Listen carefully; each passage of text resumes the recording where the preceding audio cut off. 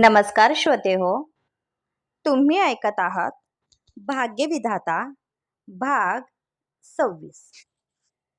त्रिशाचा तापट स्वभाव पाहता कोणीही तिला चांगलं म्हणत नव्हतं, म्हणून ती बाकी मुलींवर जळत होती. हेच कारण होतं. ती आरोही आणि जान्हवीचा तिरस्कार करत होती. जान्हवी प्रत्येक बाबतीत तिच्यापेक्षा वरचढ होती. अभ्यासात आणि इतर ॲक्टिव्हिटीमध्ये ती नेहमी फर्स्ट यायची, म्हणून घरात तिचे लाड जास्त व्हायचे. आणि आता आरोही आल्यापासून तिचे स्वतःचे वडील देखील तिचं कौतुक करता थकत नव्हते, म्हणून तिला दोघींचा हेवा वाटत होता. सिद्धार्थ सारख्या मुलाने जान्हवीला अटेन्शन द्यावं हे तिला आवडलं नव्हतं, म्हणून तिचं डोकं फिरलं होतं आणि रागाच्या भरामध्ये तिने सिद्धार्थ समोर तमाशा केला होता. तू अजूनही सुधारणार नाहीस का? अमृता तिच्या रूममध्ये आली. ओ प्लीज मॉम, आधीच माझं डोकं दुखत आहे. तुम्ही आणखी त्यामध्ये भर घालू नका, त्रिशा वैतागत म्हणाली. तुला डोकं असतं तर कोणतीही गोष्ट करण्याआधी तू 10 वेळा विचार केला असता.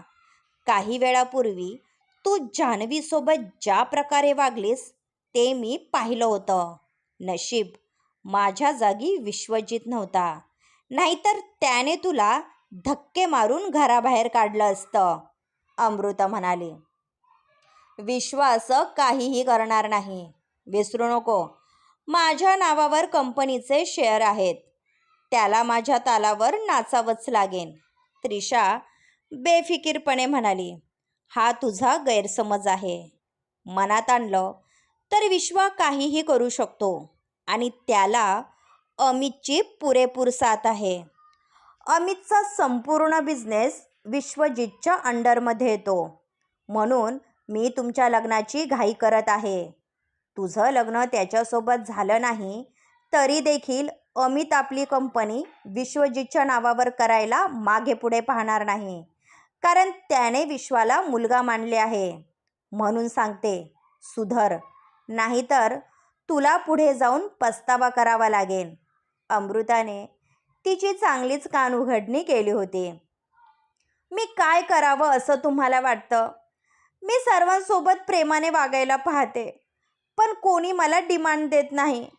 एक रीटा आंटी सोडली तर कोणी माझ्यासोबत व्यवस्थित बोलत नाही. मी इतकी वाईट आहे का मॉम? सांग ना.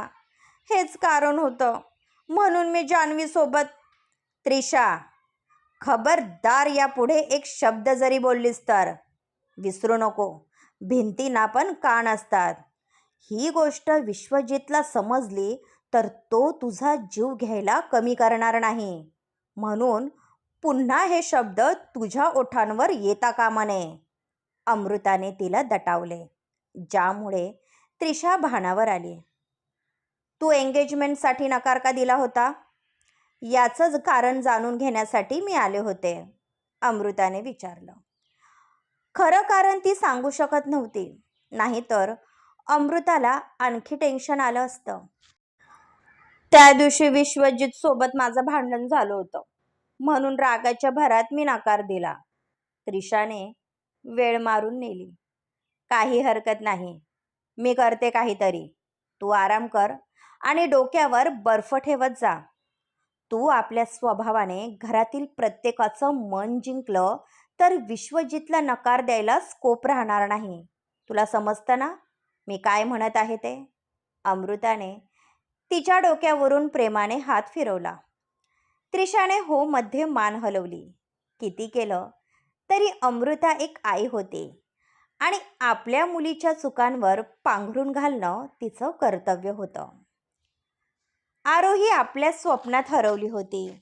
आपण अजूनही विश्वजितच्या मिठीत आहोत असंच तिला वाटत होतं. तिच्या कानाजवळ मोबाईलची रिंग वाजली आणि ती झोपेतून जागी झाली. तिने पाहिलं तर ती तिच्या रूममध्ये होती. रात्री बराच उशिराने विश्वजितने तिला तिच्या रूममध्ये आणून झोपवलं होतं. कालचा क्षण आठवून तिचे गाल ब्लश करत होते. ती हसतच बेडवरून उठली. जान्हवी एकटीच गॅलरीमध्ये बसली होती. तिची नजर शून्यात कुठंतरी हरवली होती. कालपर्यंत तिच्या चेहऱ्यावर तेज होतं, जे निवळलं होतं. तिच्यामध्ये अचानक झालेला बदल आरोहीला समजला होता. पण जसा नर्सने तिला काल घडलेला प्रकार सांगितला, तिला भरून आलं. आरोही तिच्या जवळ गेली आणि तिच्या डोक्यावरून प्रेमाने हात फिरवला. माझ्या नशिबात प्रेम नाही आरोही. माझ्यासारख्या हँडिकॅप मुलीवर प्रेम तर सोड, कोणी मुलगा फ्रेंडशिप पण करणार नाही. माझ्यामुळे सिद्धार्थला खाली मान घालावी लागली, म्हणून मी ठरवलं आहे यापुढे त्याच्यासोबत बोलायचं नाही. जान्हवीची अवस्था पाहून तिचं काळीज तीळ तीळ तुटत होतं.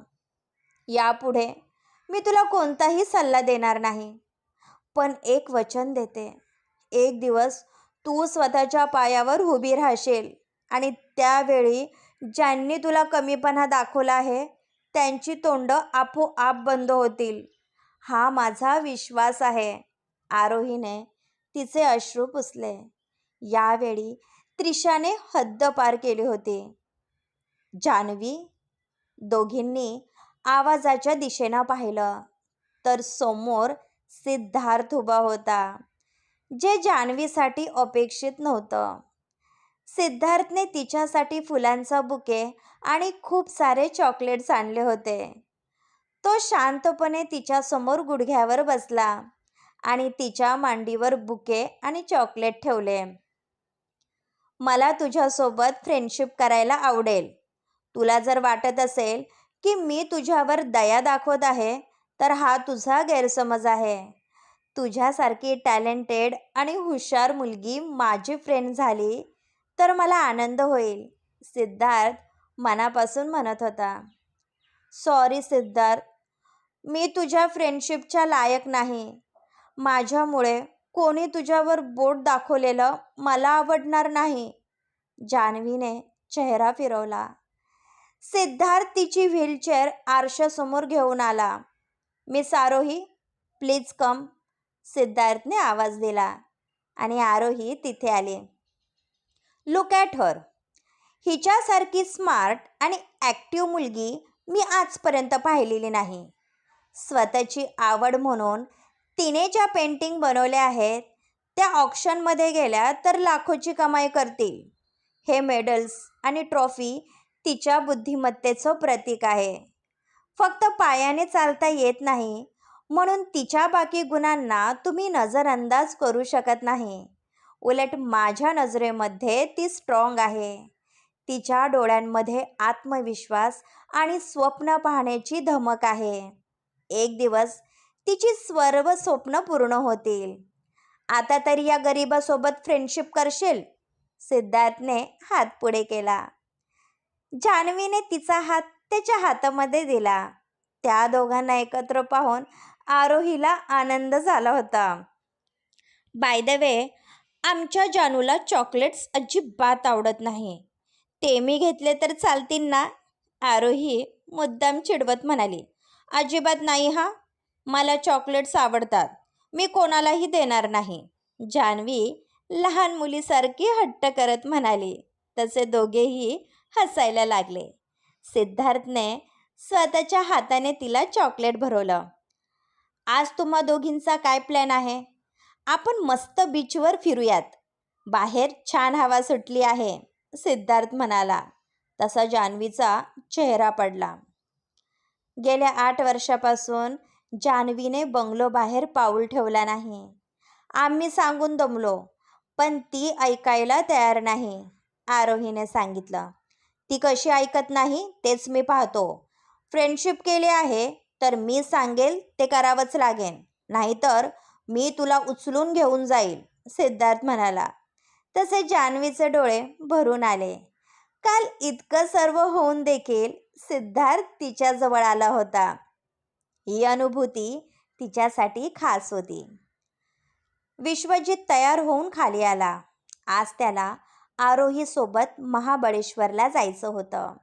तिच्यासोबत काही काळ एकांत मिळणार म्हणून त्याच्या चेहऱ्यावर वेगळीच चमक होती. काल रात्री तिने स्वतःहून पुढाकार घेतला होता, म्हणून कधी एकदा आपल्या मनातील फिलिंग तिला सांगतो असं त्याला झालं होतं. आरोही, आरोही, आपल्याला उशीर होत आहे, विश्वजितने आवाज दिला. सकाळपासून आरोही कुठे दिसली नाही. मी केव्हाचा पेपर वाचत बसलो आहे, अभिजितने सांगितलं. सिद्धार्थ आल्याचं त्याला माहीत नव्हतं. त्या मुलीला तू जास्तच डोक्यावर चढून ठेवलं आहे, म्हणून ती कोणालाही न सांगता जान्हवीला बाहेर घेऊन गेली आहे. मला जस्ट मेडने माहिती दिली, रीटाने सांगितलं. व्हॉट? कोणाच्या परमिशनने ती जानूला बाहेर घेऊन गेली? विश्वजितला राग आला होता. त्याच्या आवाजाने बाकी सर्वजण हॉलमध्ये जमा झाले. हे अति होत आहे. घरात काम करणाऱ्या मोलकरींने आपल्या मर्यादेत राहायला हवं. या घरचे डिसिजन घेण्याचा तिला काहीच अधिकार नाही. जानूची अवस्था कशी आहे हे माहीत असूनही ती एकटी गेलीच कशी? अमृताने आगीत तेल ओतलं. पण अमितला आरोहीचं वाईट वाटत होतं. ती तर स्वतःला मालकीन समजायला लागली आहे आणि का नाही समजणार? विश्वजित तिच्यावर जास्तच मेहरबान आहे. बरं झालं वेळीच तुमचे डोळे उघडले, त्रिशाने पण मध्यस्थी केले.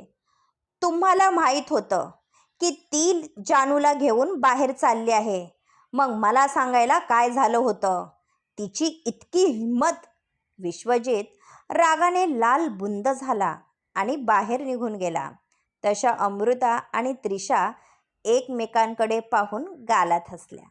आता आरोहीचं काही खरं नव्हतं. सिक्युरिटी गार्डने त्यांना बीचवर जाताना पाहिलं होतं. त्यांनी विश्वजितला माहिती दिली. त्याने गाडी त्या दिशेने वळवली.